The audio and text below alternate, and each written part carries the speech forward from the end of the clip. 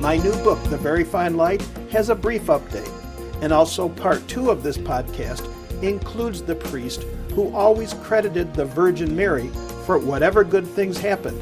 It's all here on Constant Procession. Part of this installment is intended to help recall extra offerings about my novel that are freely available for you. When you go to my website, be assured I am going to be bringing you readers some of the chapters that were edited out. These will be to enjoy beyond the events in the book. Of course, all these things will be offered first on my website, nicosteves.com. And remember, for your listening pleasure, now my podcasts plus video readings can be found on the new Nico Steves YouTube channel. Let me know what you'd like to see and hear from the book. And of course, don't forget to get on my mailing list while you visit the nicosteves.com website. And now for part 2, to recognize the Venerable Father Nelson Baker and his amazing American Basilica called Our Lady of Victory. She did it all. This simple statement is what Venerable Nelson Baker would say anytime something had been accomplished at the multi-service community of charity he helped to grow. Working there as a priest and spiritual leader for 60 years until his passing away in 1936. It's said at minimum 300,000 people came to pay their respects to this beloved Padre of the Poor at the Basilica he built and dedicated to Our Lady of Victory. The story of taking care of God's most needy are the real achievements in his life, and that legacy continues today at the Shrine and Basilica of Our Lady of Victory in Lackawanna, New York. On a campus that still includes a school and caregiving programs from the past, as well as expanding human service programs to meet the needs of society today. I've not seen it mentioned that the Virgin Mary appeared to Father Baker, but he said that she answered his every prayer. And now Father Baker, as he preferred to be called, is in the process of being considered by the Vatican for sainthood. He was elevated to Venerable in 2011, one step closer to being recognized as a holy saint of God in the Roman Catholic Church. Now, Father Baker's life and accomplishments for the Lord, through what he always credited to through the Virgin Mary, is what sainthood is made of. He helped people from every walk of life, people who were down on their luck, people whose society was not always comfortable with. He gave to them all selflessly. Even today, as they celebrate the centennial of this National Shrine and Basilica, as part of their logo states, all are welcome. His was a total trust in God, and through the faith he had for the intercessions of the Virgin Mary, known as Our Lady of Victory. She became his inspiration when he visited the shrine to Our Lady of Victory in Paris around the year 1875. Apparently, Our Lady of Victory resonated for him during that pilgrimage, even though he also visited Lourdes and the Vatican.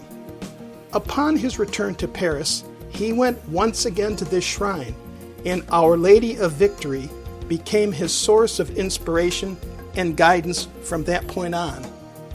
But to go back a bit further, Nelson Baker, before becoming a priest, which he did about 10 years after most men make the priesthood their life's vocation, was a veteran of the Civil War. It seems hard to imagine someone dying in 1936 could have been involved in the Civil War in 1863, but indeed this was the case. Following the Civil War, he became a very successful businessman.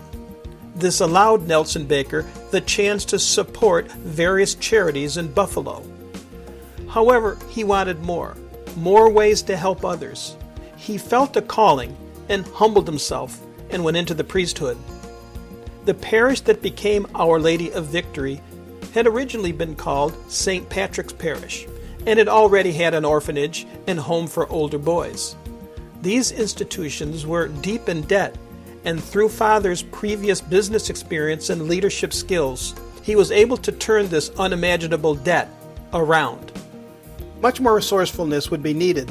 and this is where Our Lady of Victory provided it. And whenever someone asked him, he'd sometimes add, in addition to, "She did it all," quote, "The Blessed Mother is my manager, my banker, I am the administrator, and I never worry," unquote.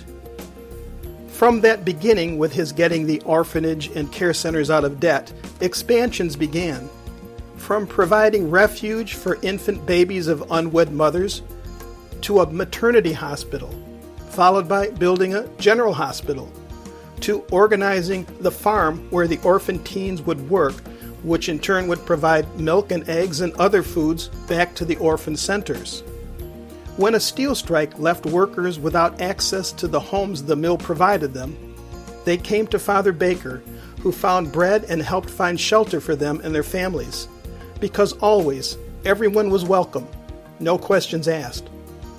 In the year 1891, now with a complex of 12 buildings that supported the orphans and other missionary needs on the campus, the bills for heating were prohibitive. He asked Our Lady of Victory for a solution. After prayers, as you guessed it, the story goes, he would say, "She did it all." He was able to get monies to hire natural gas riggers from the Pennsylvania oil fields to come and drill for natural gas on their property. When the riggers got there, they asked who would be the engineer in charge. Well, after a procession and prayers, Father Baker buried an Our Lady of Victory medal and said, "Drill it here and don't harm the metal." There had been no other wells dug in that area, and, well, you guessed it, they struck gas, and Father called it appropriately enough the Victory Well. Not only did it take over supplying the entire campus with their heating needs, they were able to provide 4 dozen plus homes in the surrounding areas heat as well. He was offered $60,000 in 1891 dollars, but Father Baker needed the gas. Best I can tell, though the well is not able to continue on the scale, it did for over 100 years provide for their needs. During the Depression in 1929, he handed out food and dollar bills with a smile and never refused anyone, feeding 700 transients daily and renting houses to board many. Now at age 79, he began to build the shrine and basilica. It's hard to believe all the planning and work that went into this endeavor. There are over 2,000 angels within the domed sanctuary that at the time was the second largest dome in the USA after the nation's capital. They started with no money in the building fund, but Father Baker went to work and promised when completed 6 years later that it would be paid in full. It was started in the year 1921 and completed in 1926. 2 months after it was completed, it was given the title of Minor Basilica. Marble from all over the world was brought in. No detail was spared. It is a fitting location where his remains now rest, as is required by the continuing application for sainthood. He is sheltered in the basilica near their chapel to Our Lady of Lourdes. This chapel to Our Lady of Lourdes has a very unique stone wall. It's said Father Baker wanted to honor this apparition by getting lava from a place that had not been touched by human hands, because he so wanted to honor the Blessed Lady. Another detail he required is the floor in the sanctuary. The sanctuary can hold up to 1,200 people. The floor is ever so slightly raked downward from back to front. You really can't notice it, but the purpose was so those in back could see more easily over those folks ahead of them. Why so many angels, you may ask? Because he wanted people to see something different from every angle that they may look. With the dome rising over 160 feet, plus life-sized Stations of the Cross sculptures, it was no easy task, but they did it all.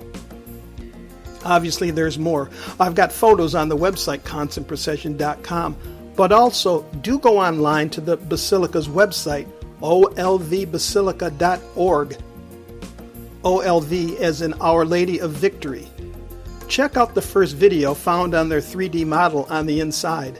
It's a very beautifully done piece that brings you into a terrific mood of peaceful desire to honor the Virgin Mary, Mother of God, as Father Baker tried so hard to do with the Basilica, to honor all that she has done for the needy of this saintly Christian community.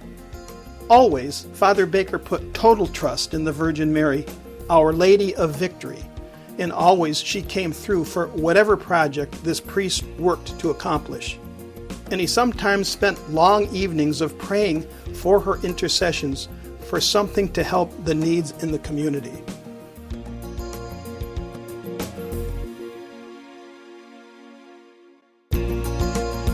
Well, this is Nico Steves. I hope you enjoyed this installment.